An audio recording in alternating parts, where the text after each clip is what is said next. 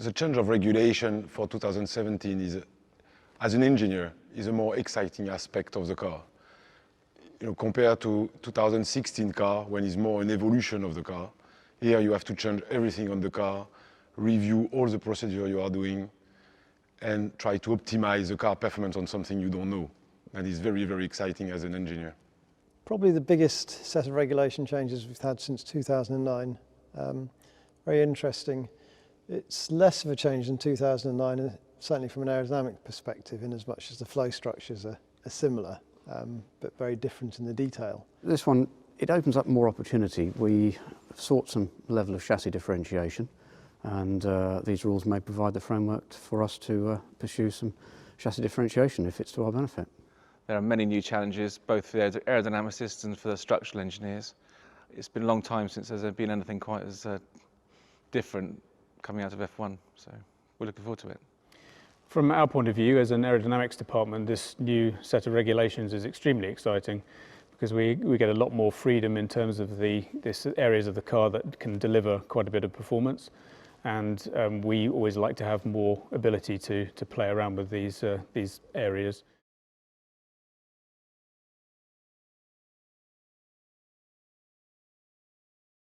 There's a feeling, which I do agree with, that since we went to the narrow track cars back in 1998, then the cars have always looked a bit out of proportion. You kind of got these quite a narrow car, reasonably wide tyres, and very long cars, increasing the wheelbase, getting longer and longer, so the proportions look strange. So by going back to a wider track with wider tyres, proportionally they should look better. The whole car does look more aggressive. And I think everybody in the aero department and probably around the rest of the factory have been quite excited by the look of the new cars.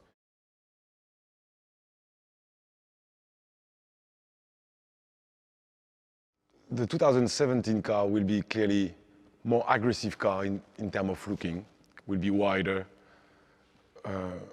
looks more muscle car with a bigger tire for sure. And one of the aspects by having a car wider, you could argue that it could be more difficult to overtake.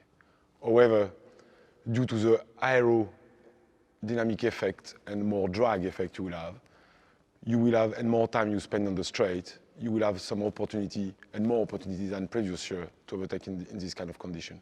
The tyres themselves, if they are more durable, shall we say, than previous generations, then I think it will change the racing.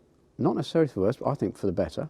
We'll have potentially more overtaking. The more downforce that cars produce, the more they can be affected by other cars in terms of their drag.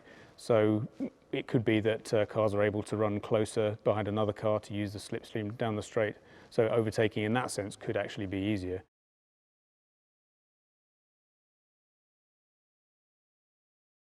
When you have a big regulation change like this, then there's always more ideas than there is time available. Like all teams, we're resource limited. We can't pursue every single avenue we can think of, so we have to try to prioritise. Whether we've prioritised on the right things or not, time will tell. We've been set a fresh sheet of paper to try to work out what we need to do to come up with the fastest car. Clearly there's going to be different solutions up and down the grid, and we need to make sure ours is the best.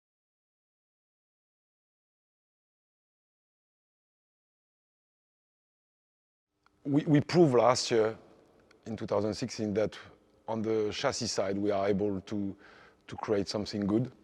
And with the change of regulation, we have the hope that we will challenge more the leader of last year. Hopefully we will be able to close the gap to the lead.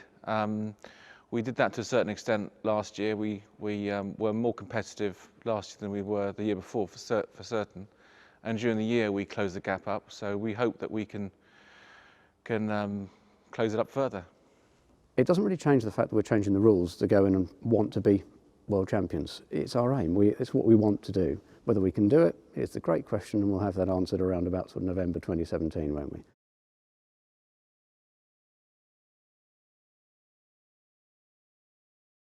Yes, well, I mean, the cars are expected to be between 3 and 5 seconds a lap faster. Most of that gain will come from cornering speeds, where the increased downforce on the car will mean that the car is able to go around the corners quicker. along with that downforcing comes increased drag, so actually speed down the straight will be a bit diminished. That kind of plays a bit into the people who happen to have the most powerful power unit. They will benefit because they'll be able to overcome some drag. But essentially the lap time will come from cornering speed. Copse at Silverstone, turn 9, the kink in the back straight at Barcelona, those are no longer corners, they are bends in the straight in effect. It's a gradual march. We've already seen that with Eau Rouge at Spa, which used to be a big deep breath corner but is now simply a bend on the straight. This extra downforce, extra grip takes that direction further.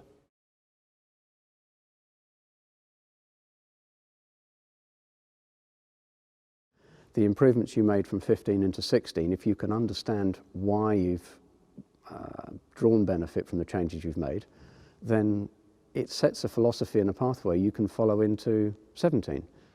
What we learned in the previous season in terms of how to make a quick car or how to operate a car didn't change by the new regulation.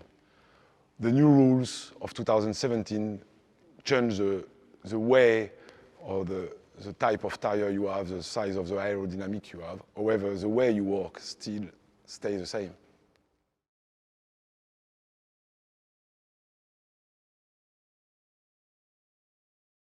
Renault have again done good work over the winter, so we anticipate through this year that they will have again closed the gap compared to our two main rivals. From that, we'll see where we are. Our power unit supplier proved last year that they made a massive progress in 2016, and they promise us the same type of progress for 2017. It will give us the opportunity to be closer to the leader and hope that the chassis differentiation could give us the opportunity to challenge them for the win.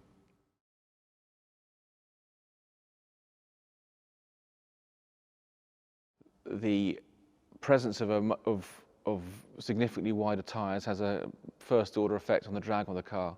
So much effort has been put into trying to minimise the effect these very wide tyres have on drag.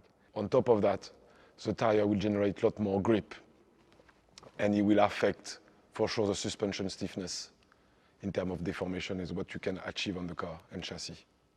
In terms of the effect on the aerodynamics of the car, because they're a lot bigger, they have a much more significant impact on the rest of the car. And that's something that we've had to learn to deal with over the last few months.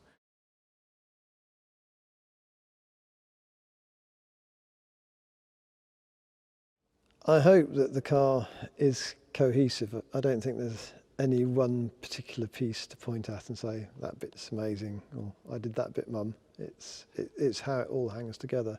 It's a very neat package. It's a nice looking car. The new bodywork rules, I think, have improved the aesthetics of the sport. And if you ever get the chance to look under the skin, it's beautifully designed and beautifully made. So any bit of it between the front and rear wing, I think, is fantastic.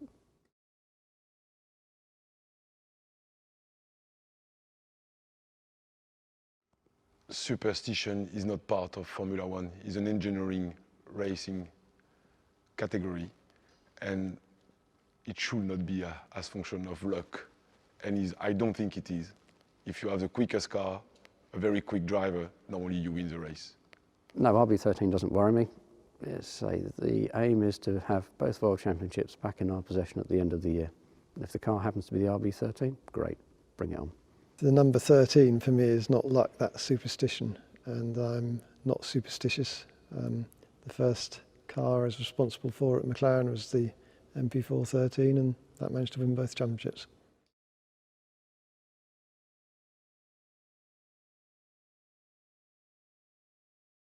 Our driver pairing are one of the best of the grid. Clearly they are young, very, very talented, and they are pushing each other. If you look around the other teams, then it would be difficult to say that there's a driver pairing that is as strong as ours in terms of experience, but also in feedback and raw driver skill. It's extraordinary working with the pair that we have now, and really looking forward to working with them this year. They work well together. They both push one another. They're both easy to work with, both fun-loving, constructive, good teammates, best in the pit lane.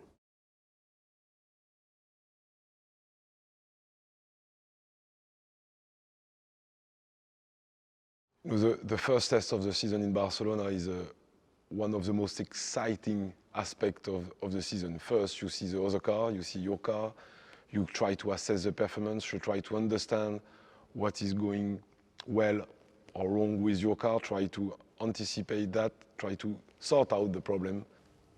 Here we are, kind of middle of February, and it's that typical feeling now of actually we've been exhaustion towards the end of the season. I think for many of the guys is how they feel. You go through the winter and you do your work.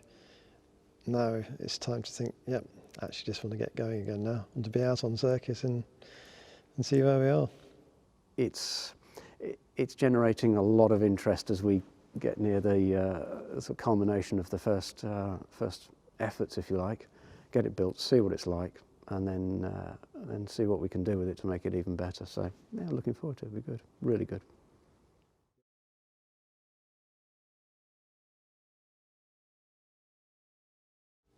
I think 2017, it would be nice if there's a bit of a change in order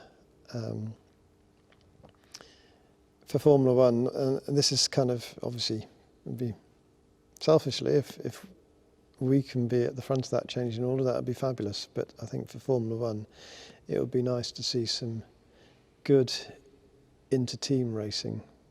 We want to challenge the leader and fight for the win. Then clearly we want to see if we are at the level, how much we can push to achieve that, and it will be, the win will be the main excitement for me. I think the most exciting thing about the 2017 season is that the aerodynamic regulations have opened up avenues for aerodynamic development again, where in the previous years it plateaued, and hopefully that's given us a bit of a chance to close the gap to the leaders. So I think looking forward to 2017, we have definitely moved into an era where aerodynamics are probably as important as they ever have been. And I certainly believe that we have the best aerodynamics department on the grid. I believe we're able to challenge anybody at that. So I am really looking forward to the challenge of these new regulations and the whole season ahead. A regulation change is always going to have some excitement about it. It's a chance for the order to reshuffle. Will we be first? Will we not be first? Who's around us? Where are we? It's a bit self-centered, I grant you, but I'd like to be, holding 2 world championships at the end of the year. That's the biggest thing, is it creates an opportunity by which we can realise that. And now it's all hands to the pumps to try and do that, isn't it?